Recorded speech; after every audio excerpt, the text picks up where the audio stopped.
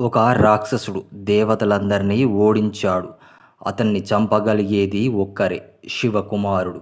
ఇది సుబ్రహ్మణ్య స్వామి మహిమ, ధర్మం కోసం జన్మించిన యోధ దేవుని కథ. రాక్షసుడు తారకాసురుడు తీవ్రమైన తపస్సు చేసి బ్రహ్మ నుండి వరం పొందాడు. నన్ను చంపగలిగేది శివకుమారుడు మాత్రమే. శివునికి సంతానం లేదు. అందుకే తారకాసురుడు అహంకారంతో మండిపోయాడు. లోకాలన్నిటిపై దాడి ప్రారంభించాడు.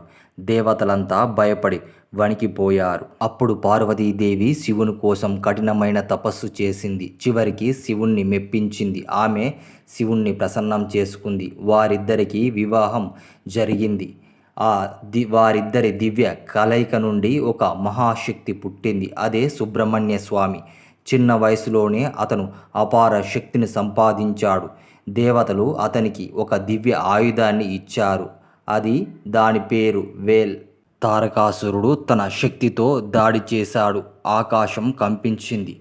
భూమి కూడా కంపించింది. అప్పుడు సుబ్రహ్మణ్య స్వామి యుద్ధంలోకి దిగాడు. ఒకే దెబ్బతో వేల్ ఆయుధంతో తారకాసురుణ్ణి సంహరించాడు. లోకాలన్నీ శాంతించాయి. దేవతలంతా ఆనందంతో స్తుతించారు. అహంకారం ఎంత పెద్దదైనా దైవ శక్తి ముందు నిలబడదు.